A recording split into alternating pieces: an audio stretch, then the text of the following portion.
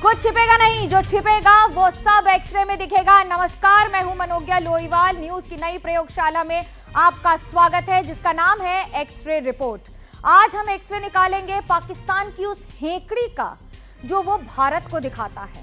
पहला एक्सरे अगर Pakistan grey list में आ गया तो पाकिस्तानी हुक्मरानों का क्या होगा, कैसे पाकिस्तान का बंटाधार होने में देर नहीं लगेगी। दूसरा एक्सरे पाकिस्तान की उस हेकड़ी का करेंगे जो वो भारत के एक्शन में आने के बाद उसके हुक्मरान हमें दिखाते थे, लेकिन अब कैसे जुबान लड़खड़ा रही है। तीसरा एक्सरे कर्ज और बढ़ती महंगाई में कैसे पाकिस्तान का आटा गीला हो रहा है।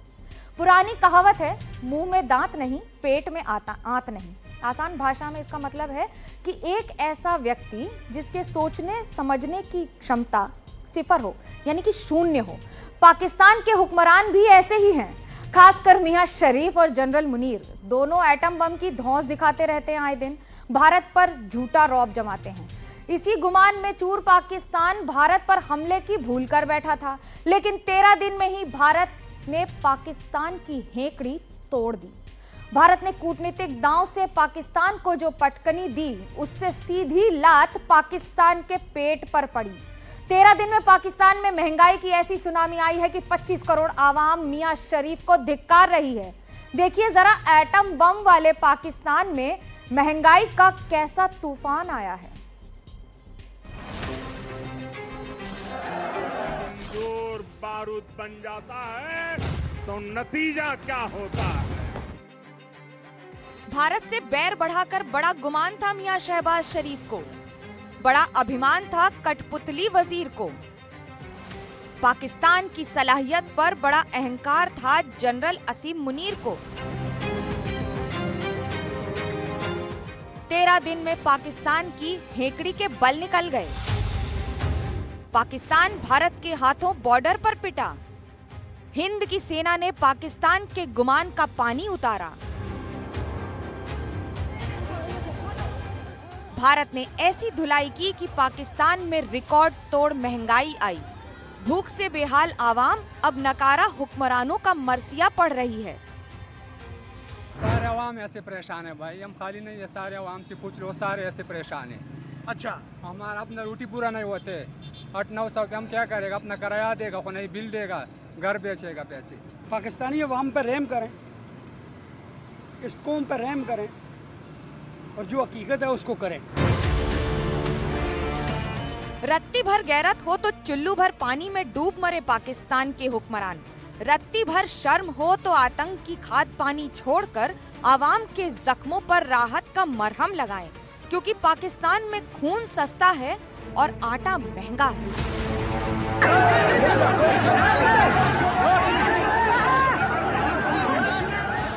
8 मई के बाद पाकिस्तान में महंगाई का ऐसा तूफान आया है कि आवाम बिलबिला उठी है। क्या करें, गंजों ने पाकिस्तान का बेड़ा गर्क कर दिया। अभी देखो ये 2000 का सामान लेके जा रहा हूँ, पता ही नहीं चल रहा। क्या करें, गरीब आदमी है, तंग आकर तो खुदकुशी भी तो नहीं कर सकते हम।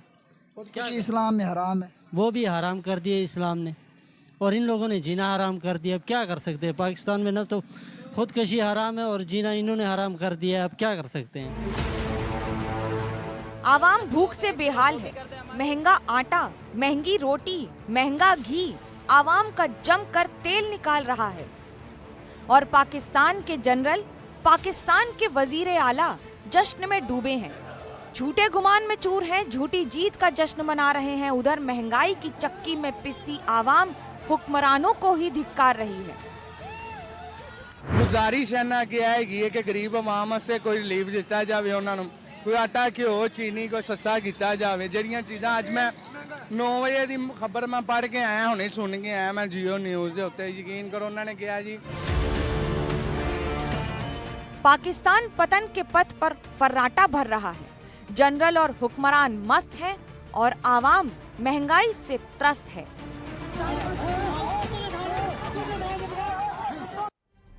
जिस देश में खून सस्ता हो और आटा महंगा, उससे क्या ही आप एक्सपेक्ट कीजिएगा।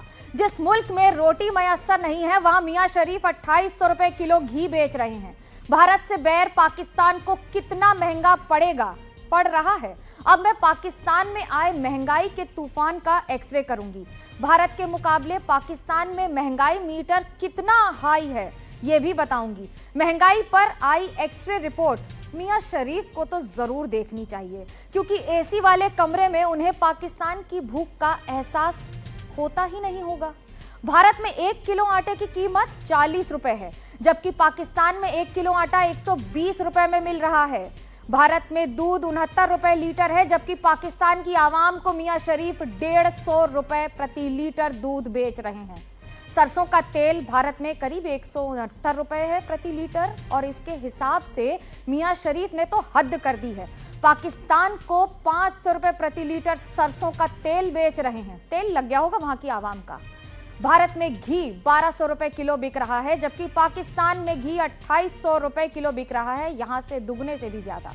भारत में 1 किलो चावल की कीमत 40 रुपए किलो है, तो वहीं पाकिस्तान को मियां शरीफ 275 रुपए किलो के हिसाब से चावल खिला रहे हैं। भारत में 1 किलो सेब 160 रुपए के हिसाब से बिक रहा है, जबकि पाकिस्तान में 1 किलो सेब की कीमत 500 रुपए है।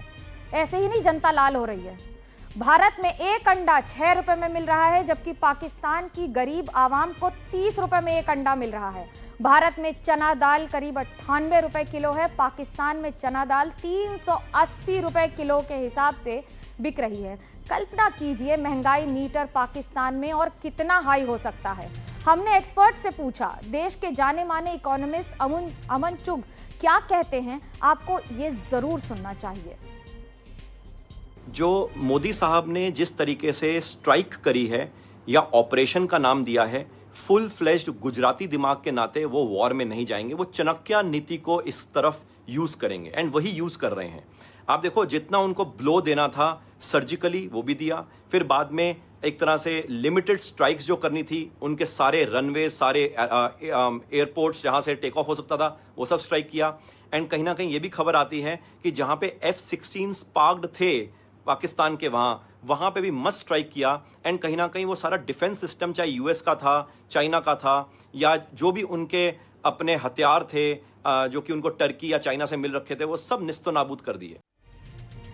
पाकिस्तान के खिलाफ भारत अंतर्राष्ट्रीय स्तर पर बड़े कूटनीतिक अभियान शुरू कर रहा है। सूत्रों के हवाले से खबर है कि भारत पाकिस्तान को वैश्विक संस्थाओं से मिलने वाले वित्तीय मदद के खिलाफ अपना कड़ा रुख अपना रहा है। सुनिए क्या कहती है ये रिपोर्ट। पाकिस्तान को दुनिया की संस्थाओं से पैसा मिलेगा तो वो उसका गलत इस्तेमाल करेगा, ये भारत का मानना है। और सूत्रों के हवाले से खबर है कि पाक को ऐसी मदद ना मिले, उसके लिए बड़े पैमाने पर कूटनीतिक तैयारियां की गई हैं। जून में वर्ल्ड बैंक की अहम बैठक होने जा रही है, जिसमें भारत पाकिस्तान को किसी भी वित्तीय मदद का विरोध करेगा। भारत का आरोप है कि पाकिस्तान को मिलने वाला विदेशी फंड आतंक और हथियारों की खरीद में इस्तेमाल हो रहा है। ऐसे में FATF में भारत पड़ोसी देश को फिर से ग्रे लिस्ट में डालने की पहल करेगा। सूत्रों का दावा है कि वित्त मंत्री निर्मला सीतारमण की IMF प्रमुख से इस मामले में पहले ही बात हुई है, जिसमें उन्होंने पाकिस्तान को फंड देने पर आपत्ति जताई थी। पाकिस्तान को पहले भी FATF की ग्रे लिस्ट में रखा गया है। 2018 में पाकिस्तान को FATF की ग्रे लिस्ट में रखा गया था। 4 साल के बाद 2022 में FATF ने पाकिस्तान को ग्रे लिस्ट से हटा दिया था। अब सवाल ये भी है कि किन देशों को FATF ग्रे लिस्ट में रखा जाता है। जो देश मनी लॉन्ड्रिंग और आतंकवादी फंडिंग का मुकाबला करने के लिए अपने शासन में रणनीतिक कमियों को दूर करने में नाकाम रहते हैं, उन पर निगरानी बढ़ जाती है। ऐसे देशों को ही FATF की ग्रे लिस्ट में रखा जाता है। जब FATF किसी देश को बढ़ी हुई निगरानी में रखता है, तो इसका मतलब है कि वो देश मनी लॉन्ड्रिंग और आतंकवादी फंडिंग के मामले को तेजी से हल करे। 22 अप्रैल को पहलगाम में हुए आतंकी हमले में 26 लोगों की मौत के बाद भारत और पाकिस्तान के बीच तनाव बढ़ा है। पाकिस्तान को उसके घर में घुसकर जवाब दिया गया है, लेकिन अब उसे आर्थिक पहलू पर घेरने की पूरी तैयारी है।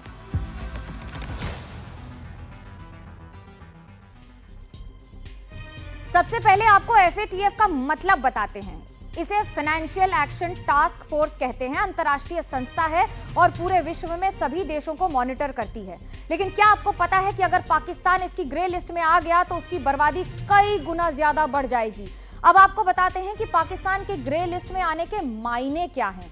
इससे आर्थिक मदद में मुश्किल आएगी, विश्व बैंक से लोन मुश्किल हो जाएगा, एशियाई बैंक से लोन लेने में दिक्कत होगी, यूरोपीय संघ से लोन लेने में समस्या होगी और विदेशी निवेश में कमी आ जाएगी। 2008 में जब पाकिस्तान ग्रे लिस्ट में आया था तो उसे 3 लाख करोड़ रुपए का नुकसान हुआ था और आयात निर्यात पर प्रभाव पड़ा। क्रेडिट रेटिंग भी गिरावट दर्ज करती है और कूटनीतिक नुकसान भी होता है। अब आपको यह भी बता दें कि पाकिस्तान को वर्ल्ड बैंक से कितनी बार कर्ज मिल चुका है और ये रकम है कितनी। 1950 से लेकर 2025 तक कुल $60 बिलियन लोन मिला। अप्रैल 2025 तक $108 मिलियन की मंजूरी मिली। जनवरी 2025 तक 10 साल के लिए $20 मिलियन दिया गया। वित्त वर्ष 2024 में उसे $2.22 मिलियन लोन मिला। वित्त वर्ष 2023 में फिर से $2.1 बिलियन लोन दिया गया। 1950 से लेकर अब तक सैकड़ों बार कर्ज मिला है। कर्ज में डूबा है पाकिस्तान, लेकिन शर्म है कि आती नहीं। अब आपको यह भी बता दें कि पाकिस्तान की इकोनॉमी कितनी है और पाकिस्तान में कितनी फीसदी इकोनॉमी कर्ज पर चल रही है, फिर भी शर्म है कि आती नहीं। पाकिस्तान का बाहरी कर्ज $130 अरब का है, जो GDP की 42% है, जिसमें चाइना का बहुत बड़ा किरदार और बहुत बड़ा कर्ज है। पाकिस्तान का कर्ज और GDP अनुपात करीब 94% से अधिक है। पाकिस्तानी अर्थव्यवस्था भी 74% कर्ज पर निर्भर है।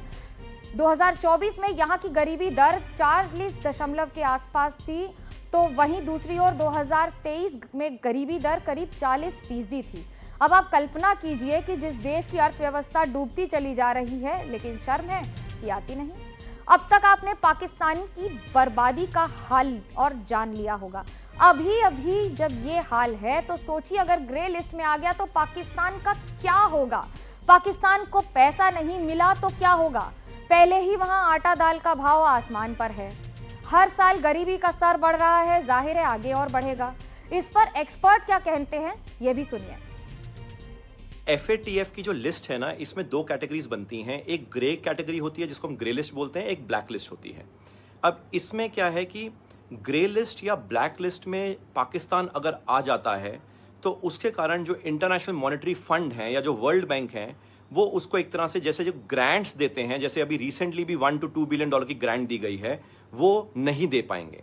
क्योंकि भारत यहाँ से जिस तरीके से कई तरह के फ्रंट्स पे पाकिस्तान को घेर रहा है, डिप्लोमेटिकली भी, पॉलिटिकली भी, इकोनॉमिकली भी और सर्जिकली भी, तो उसमें कहीं ना कहीं इकोनॉमिकली जैसी डाउनटर्न में पाकिस्तान प्रभावित होता है, वो कहीं ना कहीं IMF जाके कटोरा लेके पहुंच जाता है और उसको कहीं ना कहीं IMF से पैसे मिल जाते हैं।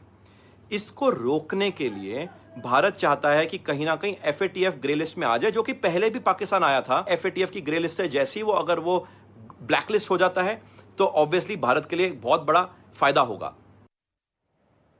जैसा कि मैं हर बार कहती हूं, एक बार फिर कहूंगी, पाकिस्तान को शर्म है कि आती नहीं। आज एक्सरे रिपोर्ट में मेरे साथ फिलहाल इतना ही। सोमवार को रात 10 बजे मेरा और आपका अपॉइंटमेंट रहा, फिर मुलाकात होगी। तब तक के लिए शुभ रात्रि।